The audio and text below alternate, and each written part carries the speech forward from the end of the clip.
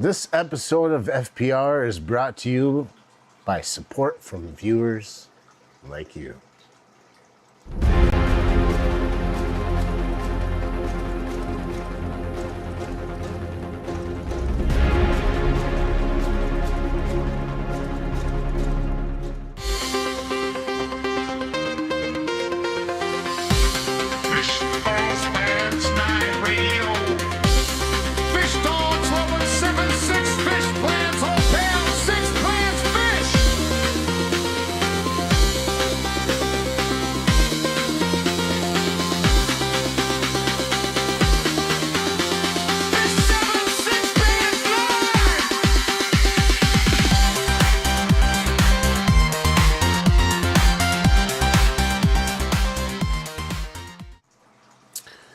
Well, good evening, everyone, or good morning or afternoon, depending on what part of the world you're in. But for us, it's an evening, and I hope it's a good one for you.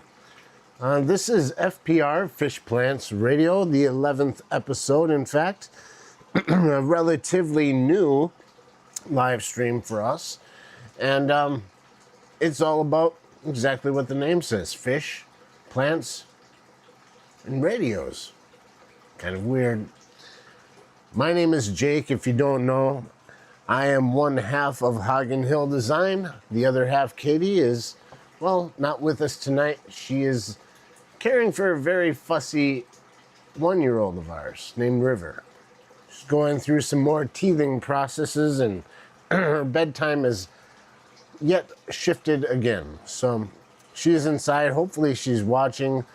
Hopefully almost that she's not, because I don't want this to disturb our daughter, but we'll see. Maybe you should be able to come in here yet tonight if River lays down in time. Otherwise, here we are. I see that a few familiar people in the chat so far tonight. Whip's World is the first.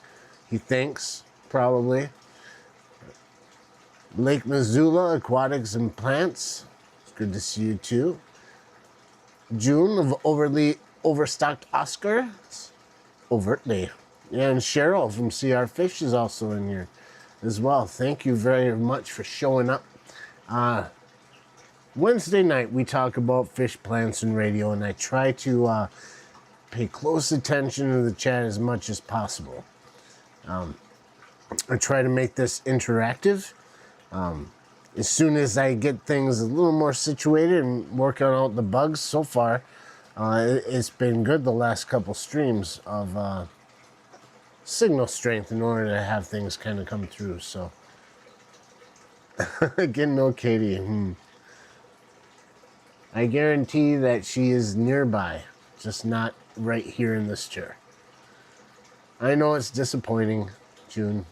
I am assuring you that no one is more disappointed than Katie herself. I don't want her to feel disappointed in herself because River comes first.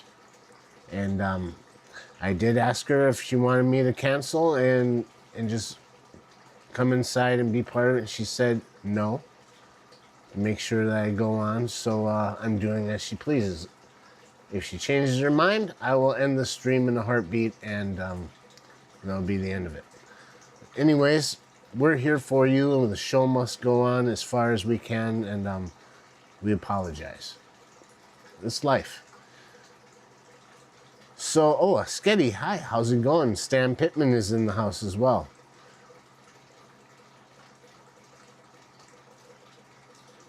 You guys are... I don't know what kind of problems. All right. So, yeah, I'm trying to stay in tune with the chat and talk about 3 subjects that are near and dear to Katie's and my heart. It's our hobbies, our passions that we're into.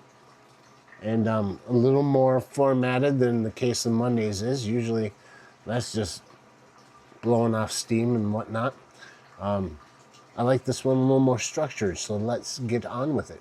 This time is of the essence. We start off with fish. The first part of FPR, that stands for fish, obviously. I'm retarded. Okay. Fish. Katie actually wrote down some notes for me so I would have something to go by. So yay, Katie, thank you. She'd like to know what you would recommend for a river tank. Now she's counting on one day turning their 210-gallon aquarium there. I don't know if it's 210 or 240, but it's an acrylic aquarium, 6 foot long, side to side. I don't know the dimensions front to back or whatnot. If I could rattle those off, then I'd be even more of a YouTube star than I already am. These fish that are in there now are cichlids. We have some, you can't see them very well from the camera angle, but until those fish find a new home or something of the sort, we can't really go on with it. But eventually that is Katie's plan for her aquarium.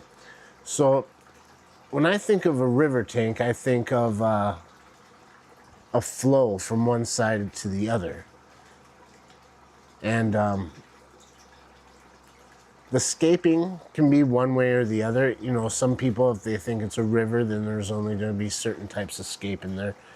But I think what Katie's thinking when it comes to a river tank is that she wants to put what some people call nano fish or smaller fish. Thinking about tetras and barbs and I guess Danios, things of the sort, smaller schooling fish into there. Probably not guppies so much, but I wouldn't be surprised if a few guppies did end up in there as well. But wondering what you guys would put into a tank like that if you were to use small fish.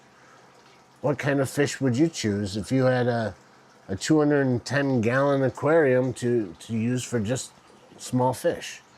So I'll throw that out there. I see Sketty says minnows, darters. Forgive me, I'm not on StreamYard, so I can't just like pull up comments. So pay attention to the chat. You'll see that in there. If I gotta do it, you gotta do it. Skittles with an Oscar. See, June, you're cheating a little bit because this is going to be small fish only. But that's what you would do, is throw a big fish into a small tank. That's cool. But if you couldn't put big fish in there, June, what would you put in? Let's say there was... Oh, I don't want you to get sad over this, but let's say hypothetically, imaginary, there's no such thing as Oscars. What kind of small fish would you put into that tank? Wouldn't put small fish in a 210.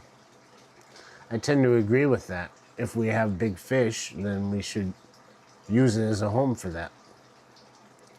Right now, we don't really have anything too huge. Our goldfish are probably the biggest fish that we have, and we use ponds for those.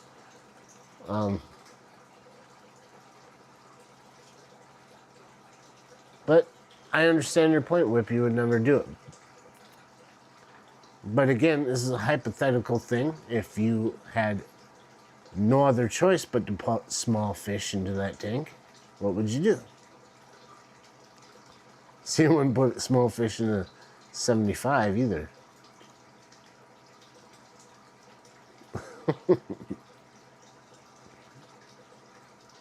I see NLA in here. I see Monster Fish Gal. Welcome to the fray. We're talking about what kind of fish would you put into a 200-gallon tank if you were only limited to nano-sized fish or small fish. We're talking not much bigger than, let's say, swordtail fish, or with some of the bigger fish we have, Buenos Aires tetras, maybe the biggest that you could put in there, some cherry barbs, different smaller tetras, not the bigger ones, but you know, I guess you could go, let's say, how much more than 2 inches would be pushing it. We're thinking smaller fish, inch and a half tops long. Because the bigger the tank, the more you can have in there. And I think it's a cool idea. It's kind of what I wanted to do with it to begin with, but it is Katie's tank, so she wanted to go with some bigger ones, but now that she's had some bigger ones in there, she's changed her mind and eventually wants to redo that tank. So we were thinking things like, well, what we have in a lot of these tanks. Take them out and throw them in there. Cherry barbs, long fin. See, in a big tank like that, I feel like with the right kind of scaping, you could probably put a lot of fish together that wouldn't be so conducive in a smaller tank to put together. Say like tiger barbs along with long fin cherry barbs. They're both barbs. Maybe they both do well together. They certainly do well with the tetras that we have in here, in the 40 breeders, so. I think with more space, you could experiment a little bit more. You see that Skull is in here. I'm trying to keep up with the chat like I promised I would try to do. Nathan is here. Sweet Polly. Let me scroll up a little bit. June says, okay, pea puffers. I'm brokenhearted now. No Oscar fish. Can't even imagine. Well, don't think about it too long, June. Because it's, fortunately, that's not the world we live in. We live in a world where there's many, many Oscars. So, be happy. Small rainbows. That's a good idea. Convicts, maybe Salvini, Firemouth, that kind of, they're kind of small, I suppose. But I'm pretty much thinking non-cichlid variety. Maybe the biggest fish we'd put in there is probably some angelfish, not real big ones. It'd be kind of cool, even though I don't know if I really would. I think that we'd keep them out of there because being a river tank, I want some flow, and I don't think angelfish like heavy flow of water anyways. And they would look kind of out of place with all those small ones, so. Slipping on through the bigger the tank. Bigger the tank, the smaller zebra danios, they're very active with some flow. Those streams like flow. We do have some zebra danios. We also have celestial pearl danios, as well as platinum leopard danios. Have some neon tetras. We have some candy cane, or I guess ornate tetras, white tipped ornate. Have albino Buenos Aires tetras. We have the green tiger barbs or the jade. We have sword tails. We have smaller coolie loaches. They're much more than 3 inches, but they're super skinny, you know. Of course, the longfin cherry barbs. We do have a couple Bosemani rainbows, but I kind of want to keep them in their own tank together, so they're going to get kind of bigger, and I want something special with them. Of course, we have many assorted guppies and endlers. That's pretty much all the smaller fish that we have. We just like to make more of them and just kind of fill them up. Is Katie late to everything? No, Matt. She's just, she's not late. She just has other things that are more important to do, like taking care of our young daughter. She's not been sleeping well. Not Katie, I'm talking about River. She's been teething even more, and her bedtime, she just has not been able to go to bed very easily. We give her certain things, but we don't want to over-medicate her. We really only want to use that stuff when we need to if it's really bad, so it's just some changes that little girl's going through. She's done it before, and I'm sure she'll do it again, because we all change. But that's where Katie is at. She may surprise us if River gets to sleep a little earlier than expected. Bear Bottom Brenton, thanks for showing up. Hope I'm not missing too many people. I did say hi to NLA, right? And Skull. I did see Skull and didn't say hi to you yet. Hi, Curtis.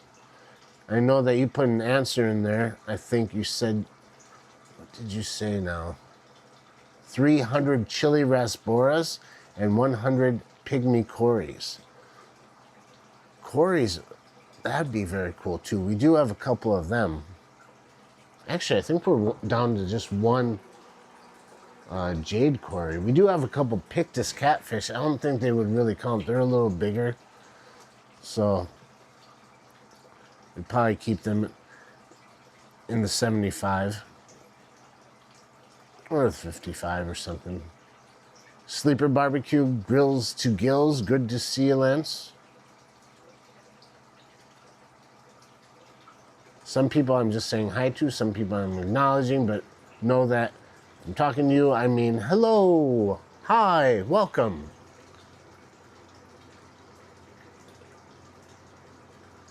Hope, I'm sorry if I'm missing too much of people's answers. I think went up and saw a bit. How many gobies in a grip? I assume a group of gobies is a grip. A group of gobies. That sounds like a wonderful book by Dr. Seuss. I think that's very Dr. Seussish of you. Can you say Dr. Seussish? Seussish? I said it once, and now I can't say it again. It is Dr. Seussish. Dr. Seussish. Say that 5 times fast. I wonder if, since I never really heard Dr. Seuss actually read any of his books out loud, if there's any recordings out there like that, but wouldn't it be funny if he had a hard time reading his own books? Like, he could write them, and they're awesome, but if he tried to, like, read them out loud, he'd just get tongue twisted really bad. Some of his books have a hard time. Jake, get some goodieads. Trout goodieads would love a river tank. And you don't have to heat it. It's true. I don't really heat any of our tanks anyways.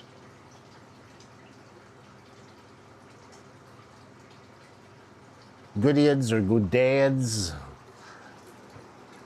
I've seen a lot of pretty ones on other people's channels and such. I don't know if I've really ever seen them in person. But I imagine that, you know, as most fish, they look way better in person than on any kind of video anyways, but it'd be something to think about. We're hoping like a kind of a really cool community tank, as many different varieties as possible that would possibly be able to fit into that big tank together.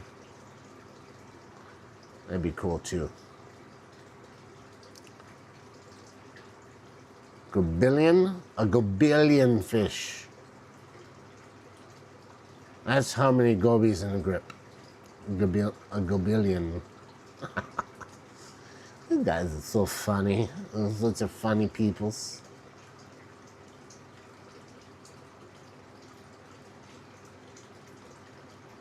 Do they eat plants, the Buenos Aires tetras? You know, the regular ones do. I like fish, but I like my plants more. True. I think with the fact that we only have 4 of them and have that big of a tank, they'd have a hard time depleting them, I think. Especially if they're fed regularly. I don't know, I've never really had issues with tetras eating plants up. Not that I noticed anyways. That's interesting. I'll have to think about that. Not think about it, but look into it, I guess.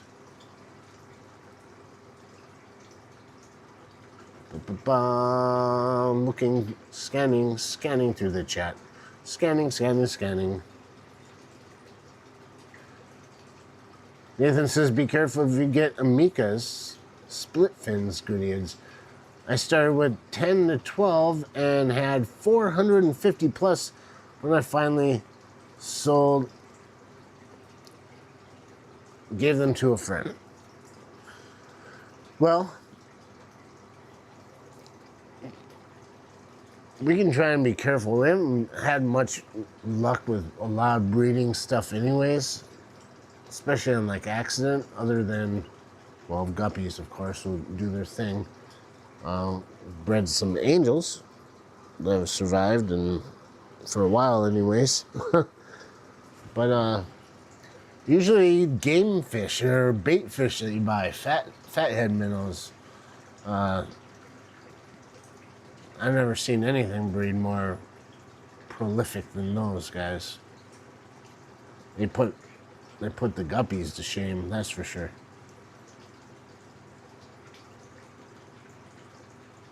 Sweet Polly has had tetras eating plants. Very cool. I guess that since we have all these tetras in there, I'm gonna have to experiment. Throw some plants in there and see what they do with them. I don't really have much of any plant in that tank right now. Just algae. The algae is the plants. And that one for now anyway. Stone Escapes, welcome in. So, that's awesome, talking about plants. I mean fish. Now we're gonna talk about plants. Move on a little bit maybe. Yeah, native North American tank is an ideal. Are you into that, Jake? That'd be kind of cool. I think that, I don't know if we want to just specialize that tank that much. This is the only big one we have, so I kind of try not to limit things down too much. We do a lot of individual species with our smaller tanks, but most of our somewhat larger, I guess 29 on up, are community type tanks. Except for that 55, which that's gonna get, those goldfish are going in the pond with the rest of them. We're gonna free that 55 up to do something else. And I think that's where we're gonna like practice first with a river tank. We'll turn that 55 into one first, because especially we have those cichlids. I could put them all into that 55, but they're so used to that much space. They just do so much better in there. I think they would probably eventually kill each other in that 55.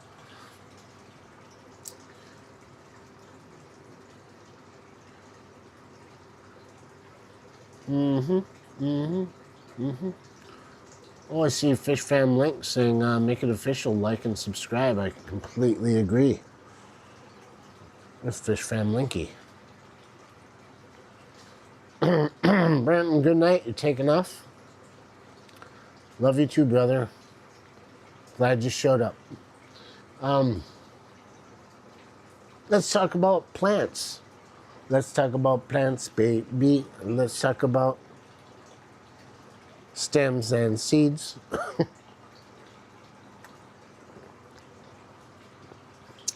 Not that kind. More of a community thing. Color important, or behavior like schooling. I think some schooling, but also color. You know, if you have different groups of schooling fish, some schooling together and they're all the same, these over there schooling, and I think that'd be kind of cool. Groups of schooling fish. If I had it my way, it would be nothing but a zillion neon tetras. But good luck with that. But let's go on with plants. We're talking about plants. Katie wrote down on here, excusez-moi. She says, for the plant topic, best online places with best pricing and shipping. Now I'm reading into this a little bit. I think she's talking about online retailers, plant retailers. What are your guys' opinions of who the best is, or what are your favorites? And this could be, you know, aquatic or terrestrial plants, you know, because we don't limit our plant talk to just the aquatic side.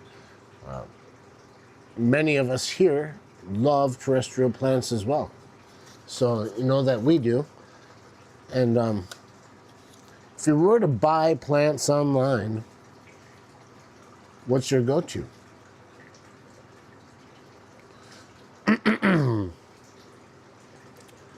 Lori says CPDs, neon tetras, emerald green rasboras. I love the rasboras. I'd like to get some harlequin rasboras. I'm awfully fond of those, but I've never had any kind of raspbora here before. I see Greg Guppy Guy is in the house. Pepland Creek Aquatics, Mr. Bryan's here. Welcome in, welcome in. It's really, really, really, really, really good to see your name pop up in chat. I'm really good at singing stuff like that, right?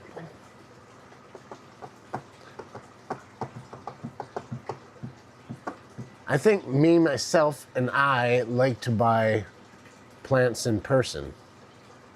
We have bought some aquatic plants online, but I've never bought terrestrial plants online. We bought seeds, but that was like catalogs, so we don't really use online for seeds either. I don't know if, maybe Katie, if she was here, she'd be able to answer that, if she's ever actually bought terrestrial plants online. Interesting. How would they ship them and stuff like that? Maybe just cuttings. I could see that happening with seeds a lot. I don't know why I think aquatic plants would be even easier to ship than a terrestrial plant would be. Have any of you done it? Shipped terrestrial plants? Or received terrestrial plants? Has any of you even bought anything like that online?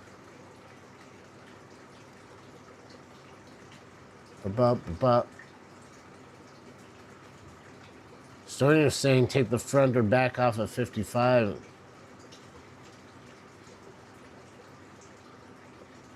I was thinking about doing that with the 55 and making it a low boy type thing. Be kind of cool, but it's a little beyond my skill set right now and beyond the time that I have available to me to do something like that.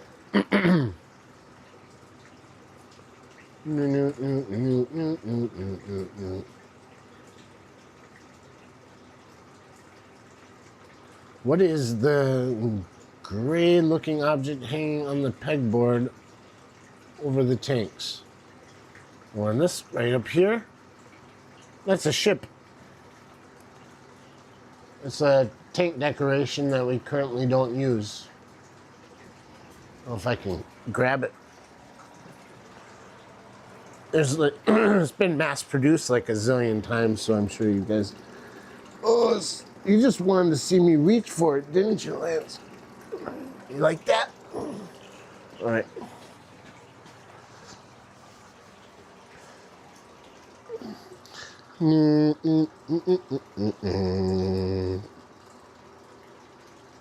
That's my Star Trek-like music, because if I do the real thing, I could get a copyright notice. It's still got a bunch of sand. It's dirty. It came with the 210, and I don't think we ever really put it in water yet. So it's got a lot of the sand and crap. I'm trying not to get it on my desk. So yeah, I think it's cool. Some people find this stuff tacky, but I think it's awesome. I want to use it someday. It's more like a battleship, isn't it? As you could always say, you sank my battleship. Yep. I'm thinking that's what you meant anyways, Nate, what that was, the gray looking thing. Eventually, we're going to do plants coming out of there too, like we do over the 75, a bunch of zillions of pothos coming out of that. So, yeah, we'll use that area to get plants growing out of that tank as well. It's going to be heavily planted.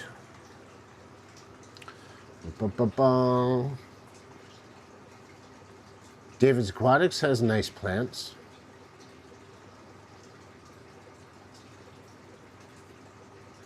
Only time I've got plants online, they came from a fellow fish fan. Right. Same with us. I know we had gotten some Father Fish plants, but we didn't really buy them. They just were like a surprise. So, Katie bought some on Amazon before, like a variety pack, and I don't remember the name of the retailer that was using Amazon. She might remember. I don't know. It's been a few years now, so a lot of the stuff we have right now is actually from that batch we bought. Did we really? We've won some on auctions, but that doesn't really count because their auction isn't really an online store. So I guess that's probably why she was interested in wondering what you guys thought. And I'm trying to read them out, the answers and stuff, because she'll watch this later and learn what you guys had to say about it. Sweet Polly says, I've only bought aquarium plants from 2 places.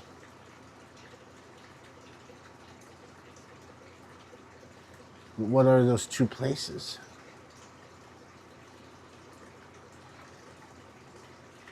Yeah, make it a low boy. Right, Stony, about the 55. That would be a lot of fun. Although, being a taller thing like that, in my mind, I kind of want to use it for angelfish. But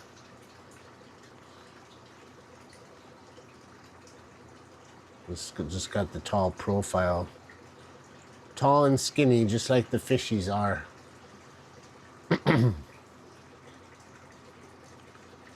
I know LRB and Lady LRB sells both types of plants. I haven't got a clue on quality of shipping. It's true. Wife got a banana tree online last year. She kept it alive all summer. There's a baby in the fish room. A baby banana plant, or is this just a baby in your fish room right now? Just randomly appeared, crawling around, sucking its thumb, calling out "Dada." Could be that. I wet my plants aquatics. Yep, Steven sells them. I know there's a lot of places that do. Jesse with just one more fish got in a bunch of plants. Have you bought any from him?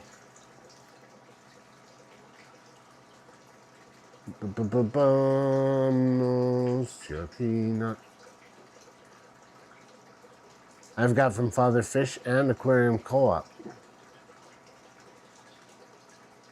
What was your experience with that, Sweet Polly?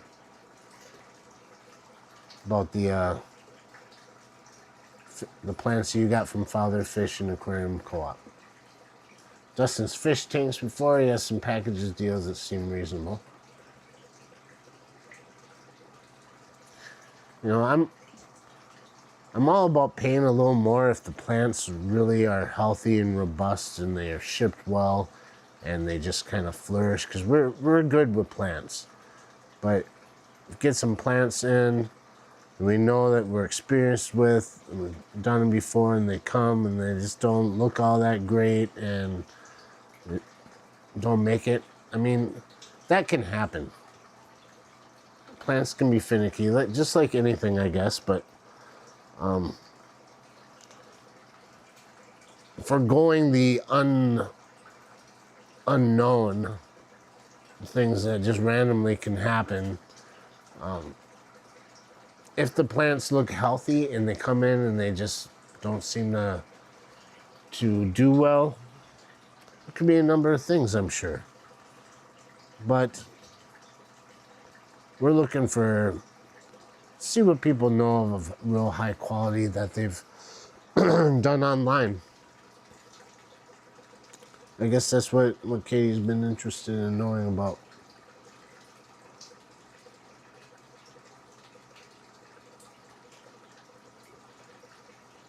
Nathan says he's heard mixed thoughts on Dustin's fish tank sells plants online.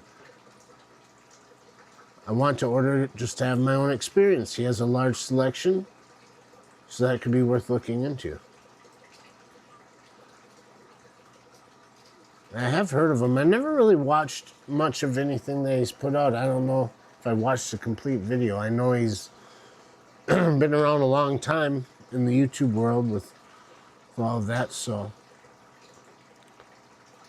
just I only have so much time to watch videos, but I do. We're well aware of who he is, anyways. The father fish were stem and root plants packed when they had the sale. All I got from Co-op was a few crypts and Anubias. No problems with either purchase. I'm sorry, guys. One of the other reasons why I like having Katie here is I can take a break from talking. I tend to get dry. It's dry in my fish room, actually. Only 35% humidity in here. That's winter for ya.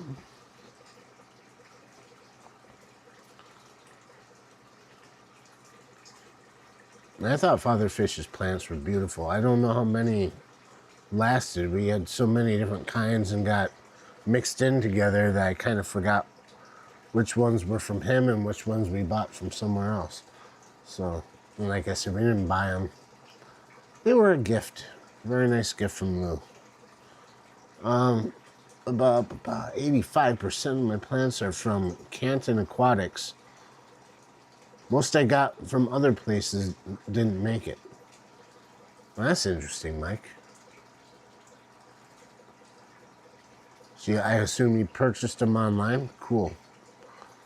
I'm going to have to write it down. Canton Aquatics. Canton. Aquatics. Cool.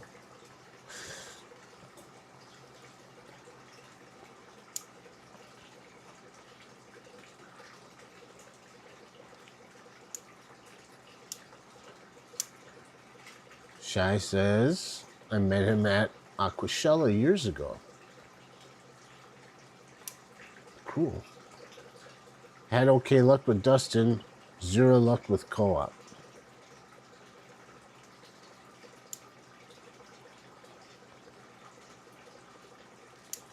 You think it was just a quality of plants thing, Mike, or maybe shipping?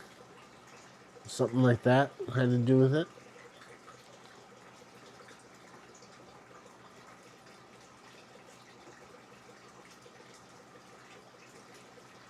Yeah, Sweet Polly says that's a good issue. If you get the father fish packs, you don't get to pick the plants and or know anything about the plants at that time. I don't think the ones we got were labeled either. They were just they were separated pretty good by type. Radio was just yelling at me. It wasn't Katie, it was someone on the scanner part. But yeah, I don't think they were labeled when we got them. I could be wrong. Memory isn't the greatest about certain things. I think we made a video about it. I'll have to rewatch it. Yeah, I think it's posted. I know we shot one. We shoot a lot of videos that never even get posted on here, so. Yeah, a gift from Father Fish was one of our videos, I do believe. So I'll have to rewatch that and see what we got from him.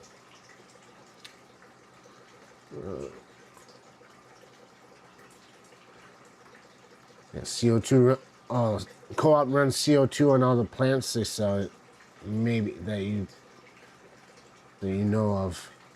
So that might have something to do with it, huh? So if you take them out of that environment and put them without it, there may be some shock involved. I could see that.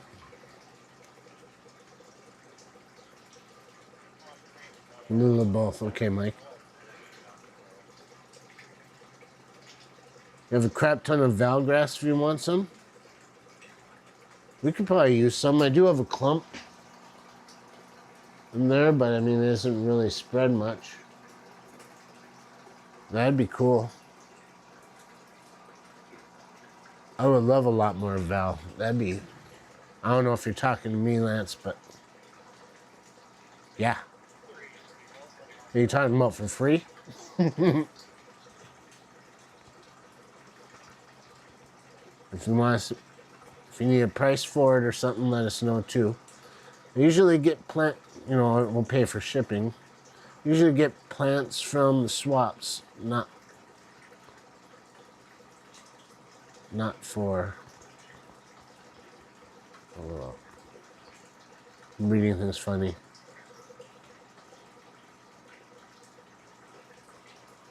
Ooh, that's cool. M&C Aquatics. You guys read it here first? Maybe, I don't know. Maybe he's announced it somewhere else too. Finally got around to doing a fish room tour. Just need to release it. All but 2 tanks. That's awesome. I can't wait to see it. Oh yeah. Oh yeah. Makes me excited to get our fish room tour done. That's been a little bit hard. I can kind of explain why in a little bit here. Sweet Polly off to bed. Good night. Good night, Sweet Polly. Sweet dreams, Sweet Polly. Say good night to Sweet Polly, everybody. Tell them good night. Do it.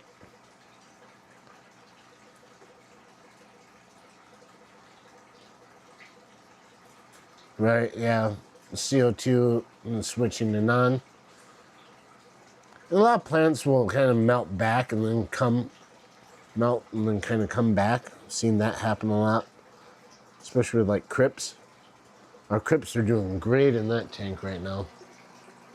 But in the 75 back here. But they're known to do that. They can melt and come back. I think I've even seen like Nubius and Java Fern kind of do that too sometimes. Oh, excuse me. So I would like to take a moment to thank our channel members and read off our channel members. Something I kind of like to do about halfway through. We're a little over halfway. I don't know, depending how long I keep this going. At least an hour is what we do. Let me see if I can break into and crack the code and find out how many channel members we have right now. Channel members are those who part with their hard-earned money to pay for their membership, which helps our channel grow, helps our hobby grow, helps us to continue on doing this YouTube thing, and as well as just our hobby in general. It's great. It's very much appreciated, and being a channel member gets you that recognition, but also our new videos are always 3 days early for channel members. We have members only live streams, members only videos that come up whenever we can. There's also a lot of them in our library that you only have access to if you're a member. Also, if you're a channel member, which we do eventually mail them out, we have a holographic sticker that we give out to our members. All you gotta do is email us at hoggenhilldesign@gmail.com with a valid mailing address within within reason. We try to keep it to the United States, but it's just a sticker. It's usually cheap to ship it pretty much anywhere in the world. It's like a letter. So I got sidetracked there talking about that. Just gonna go into our YouTube studio and look at see all members, and it brings me up a list. I like to export it to a file that I can read as a spreadsheet. because it's a lot bigger and I don't have to scroll as much. And also I keep it on kind of nice little record of seeing how it grows. I forgot to see what it is. We're at 28 members right now to our channel, so that's awesome. It's really, really cool. Thank you guys all that are here tonight, that are members of our YouTube channel. And I will read them off as soon as I click on the right thing again.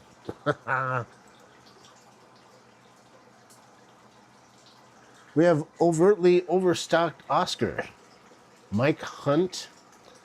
I try so hard to really enunciate between the two words. Any Fish Will Do. Holly Gibbs. George RB3. Bwizzle Aquatics. Beto Great Lakes. Mike Henderson. Deb's Aquatic Pets. Daniken Aquatics. Gills to Gardens. Nick at Hardwater Propagation. Mrs. Hardwater. Jennifer. Whips World. Eric Wyrock. Rod's Aquatics. Mr. Tundra. Dee Dee's Fin Den. Jody P. Tropical Fish Co. Renee Hedinger. Ron's Garage Aquatics. Redneck Aquatics Stan Pittman. Lush and Salty Aquariums. Master Aquatics Just Call Me Eduardo. Empire of Dirt Aquatics Jeff Kane. Autarky Homestead. Foxy's Fishes. And Peplin Creek Aquatics. Thank you guys again so very much for being channel members. Words will never do to show our gratitude.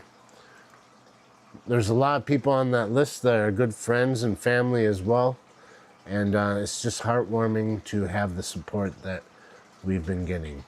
We also thank all of our subscribers, because that's the people that come and actually watch. It's amazing to watch our little channel grow over the last couple of years. I think we're at, how many subscribers are we at right now? Trying to slowly grow towards that 1,000 mark, you know.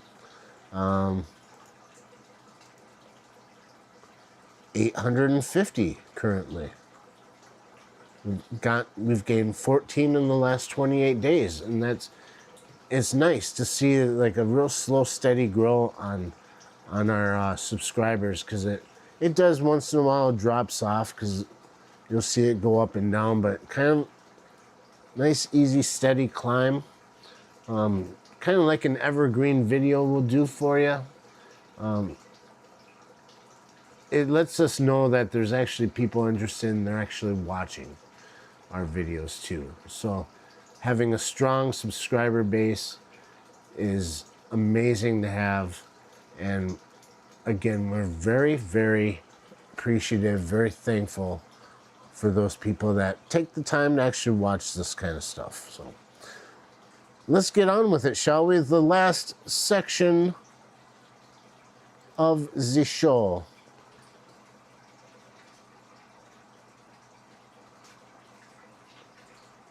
Has someone become a member here? It just flashed up on here with a big green patch across the chat there. Father Fish became a member.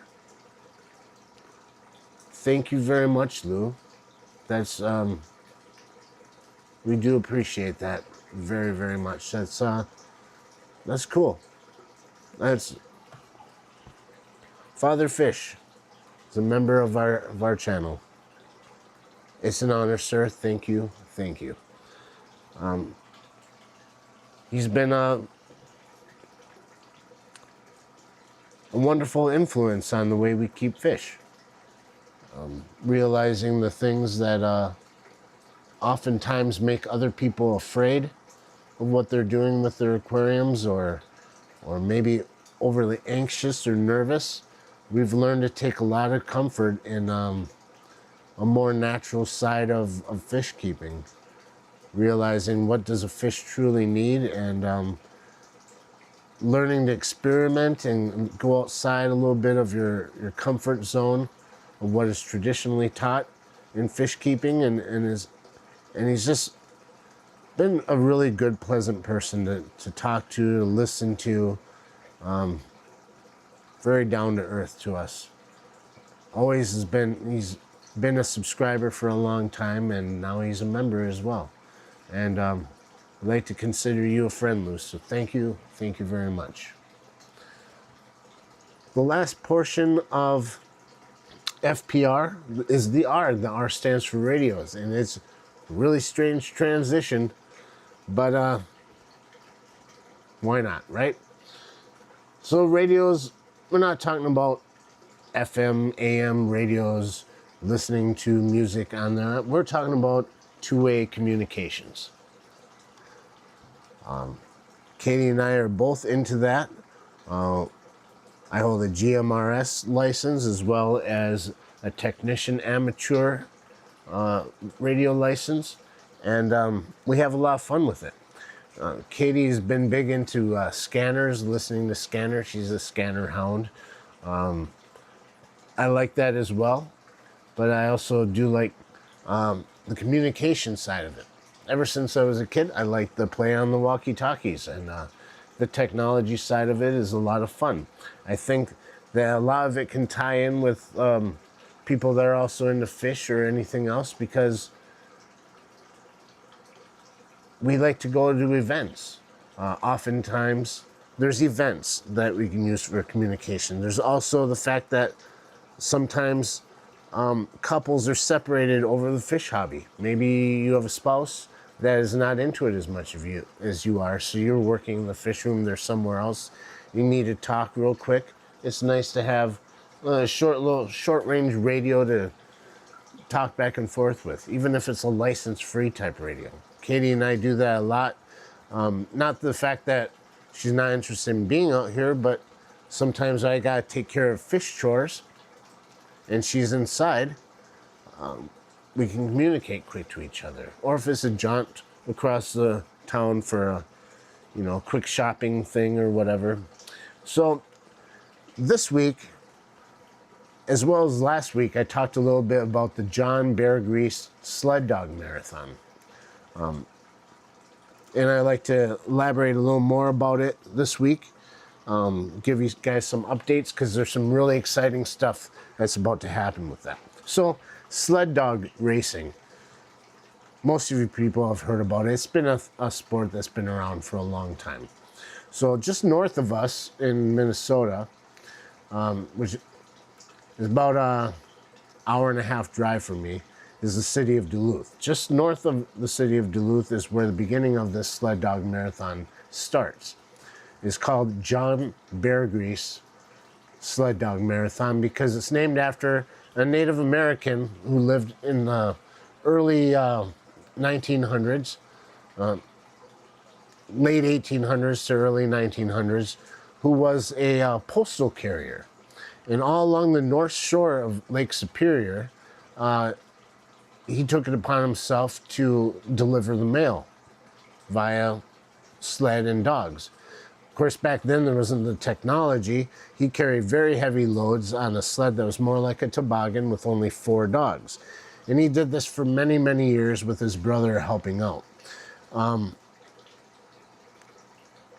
Knowing that back then there was no roads, any kind of way to get the mail going, he was able to facilitate the growth of different communities in that area, getting vital information and mail that people needed to form these communities and form settlements up along that North Shore region of Lake Superior. So he's a very pivotal person in history for that area, and just amazing fortitude to do what he did for so long in the cold. In the summertime, he did the same thing, but oftentimes he took to a canoe along the shore of Lake Superior, which can be treacherous as well, even in the summertime. He had a trail, hunting trails. He was a trapper, a hunter, so he had trails up and down through there too, but not the comforts that we have nowadays. But that has evolved into a tradition that they have every year now of a sled dog marathon. And the reason I'm talking about that on radio is the fact that there are many, many areas of this marathon The total mileage that these guys travel is about 300 miles after winding through all the trails, but it's a very rustic area still up along that, where you're getting close to the Canadian border and a lot of state forest protected areas and stuff through there. So there's no cell phone service in a lot of it. A lot of it's spotty, unreliable. So a club was formed, a ham radio club, amateur radio club, to facilitate and helping out that marathon with communications, logging in check-in times at checkpoints, because this is a 4-day marathon. And it goes from Sunday till Wednesday, and so it's very long. A lot of overnight things, checkpoints, and emergency communications like that. So it's a vital role that these volunteers do to keep communications open. So I have a friend that's a very big part of that club, and he asked me if I'd wanted to volunteer, and I looked into it, and it looked so very interesting to me that I thought, hey, this is going to be fun. Sure. And I even signed up for membership. You don't have to be a member of that club to volunteer to do that, but I thought, hey, why not? It was only $10 for a year, and that money goes to help for the equipment, these big towers and repeaters that are set up so that people can do this. So getting to that, my update is that I have now found the 2 different areas that I'm going to be assigned to. One is at the first checkpoint, and there's going to be a lot of people there. It's just north of 2 harbors. It's still fairly close to Duluth and a lot of civilization. However, the second one is just under 3 miles south of the Canadian border. The only roads around there are actually trails, and it's just a wide spot in the road at a crossing just to make sure everything is fine when they pass through. I'll be there by myself. My shift there is from 6:30 in the morning until 11:30 that evening. So chances are I will have to spend 2 nights and 1 day by myself in the cold. Now this is all happening the last week of this month. The race starts on the 25th, which is a Sunday, and ends on the 28th. Now the ending of that race, in case you're wondering, is in Grand Portage, Minnesota. So that's just right up the North Shore, right towards the end, right near the Canadian border. I'll be slightly west of there. And like I said, I did the measurements as the crow flies, 2.75 miles as the crow flies from where I'll be at to the Canadian border. Nothing but forest around there and trails and radios. I will be fully in touch with others. There are many others that are volunteering through this, so I'll have good communications, but 0 cell phones, 0 internet, and I'll be roughing it. I'm going to be camping in my vehicle, so that's what I've been doing a lot of lately this past couple weeks, is planning it, figuring out how I'm going to rig up everything, figuring out heat source, what's the best way, multiple things, backups, food, basically making sure that I have enough to eat and drink and stay warm, because it is far north and it is January. So a lot to think about. I'm taking it very seriously, not taking it lightly, because I do know that it is going to be something that if you are dumb about it and careless about it, that you could lose your life. You don't want to freeze to death up there. So I do take that very seriously, and but I'm also looking forward to it as being something different, because it's going to be very quiet. It's not like a normal campground. This is just a pull-off area on the side of a trail that no one is going to be using. especially in the middle of the week. I'm looking forward to having a bit of time to think about stuff. I'm also looking forward to the beauty, because there's very beautiful, I'm sorry if I'm not seeing the chat that much, but if you don't know about the North Shore of Lake Superior, look it up. See it on Google Maps, and you can find it for yourself, or you can just like do a search on it. There's videos of it. It's just a very beautiful area. So I'm planning on taking all of my camera gear with as well, videoing, taking pictures of everything as much as I possibly can. And I'm hoping to release multi-segments of that experience here on YouTube on our channel. I think that would be exciting. It would be fun to do, to share that with you guys, and I'm hoping that it raises some awareness of that marathon, some awareness of two-way communications over radio, and just awareness for the kind of beauty that still exists in this world, and just that doesn't really have to do with any of the crap that we deal with, that we see every day online or in the news.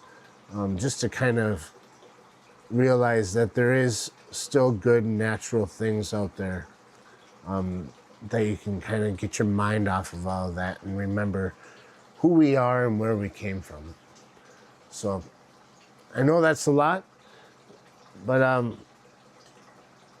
that's what's going on in the radio world. I've been working on figuring out what kind of gear I'm taking with.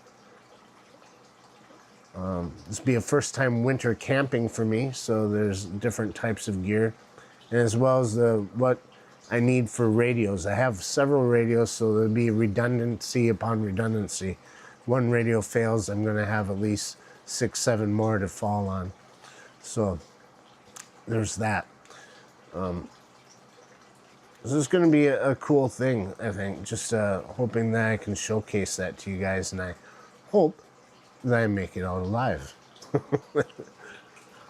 That's the biggest concern. Another big one is that it's going to be the longest I've ever been away from Katie, and longest I've ever been away from River. Since River was born, there hasn't been a day past that I haven't seen her or been with her. And ever since Katie and I got together, the same thing. We've never spent a whole day apart, let alone 4 days. So that's something different as well. But I'm doing this in the name of volunteering, helping out, because it does take people's time. They have to take off of work, they have to work hard, they have to brave the elements, and they have to be dependable. They're tracking information in times that are vital for the race. They're offering assistance to, there's always some kind of a medical emergency that happens during these, so without ham radio being used, there could be dire consequences for some people. So it's all taken very seriously, but it's all done by volunteers. None of the people that are operating these radios and part of that club or part of the volunteer group doing that get paid 1 penny for it. It's all done by volunteers, so it's quite a thing to see, I bet. I'm just looking forward to it. You can't tell I'm excited, and well, it's kind of late, so I'm not gonna be jumping around going crazy, but usually when I go off and I talk this much about something, you can tell I'm excited. I see Shelby's in chat. Cool. P-Dub. 21121. Welcome, welcome, welcome. Haven't seen you in a while.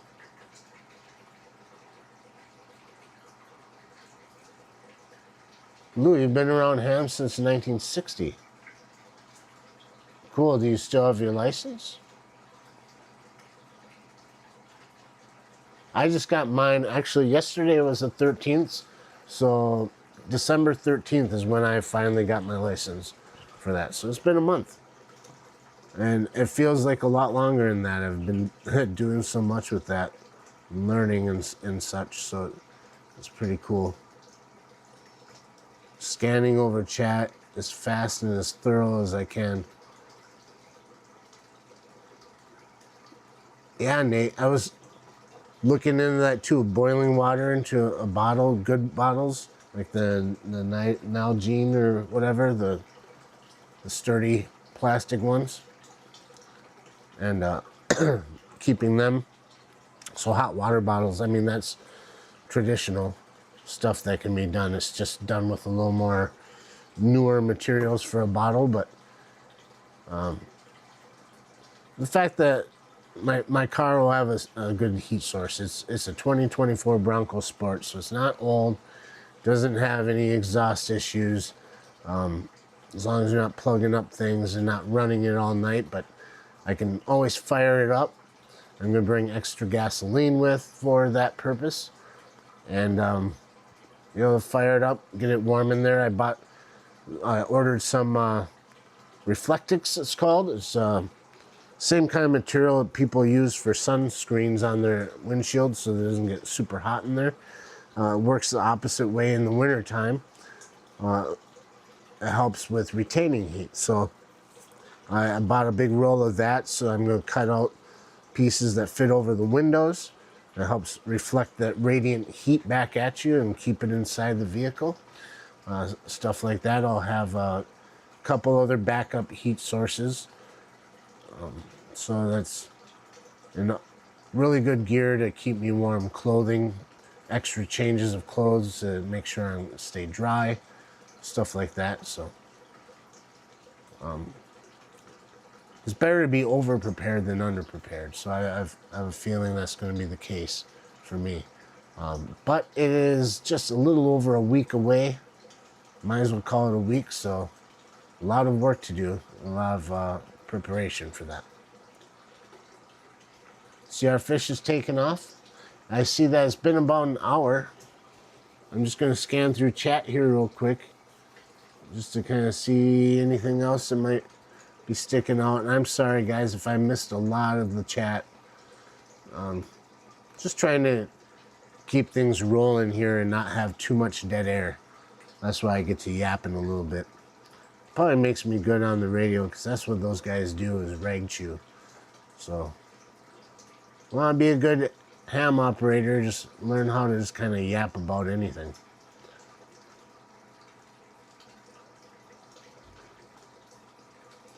I've heard that too, P-Dub. Tea light candles. There's different things you can do with terracotta pots too with those. Just gotta be careful about ventilation and things like that. Especially when I'm going to be inside of a vehicle that'll be fairly airtight, so just crack some windows, things like that. Doing a lot of research. There's a plethora of information out there, even on YouTube, so been studying up big time. Rolling on the river. Rolling. Well, guys, I hate to say it, but I think it's about time that I get going. It is a weekday. I do have to work in the morning, and I want to check on Katie and make sure things are going all right. So I appreciate you guys so much for showing up. This has been a lot of fun. Let me know in the comments afterwards if you're even if you've been here for the live, drop a comment below. Make sure you guys hit the like button on your way out.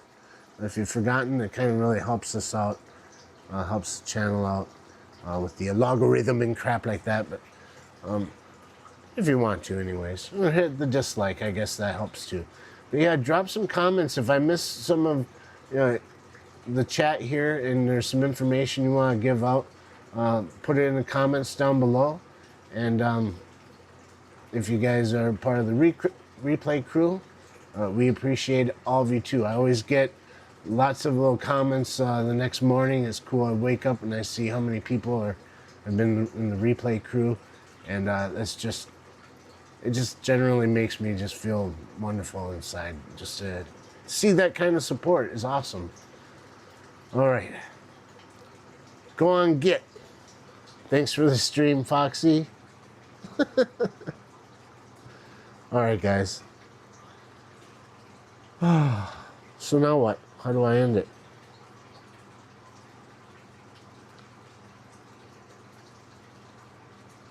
Like I said before, I think last week, that we don't have an outro yet, so I just end up playing the intro again. So that's all I got. Midwest goodbye, over and over again. See you next week. Hopefully see you Monday. Have a great rest of your week, everyone. West of your week. I'm only pausing just to make sure I'm hitting the right button, so delaying. All right, bye.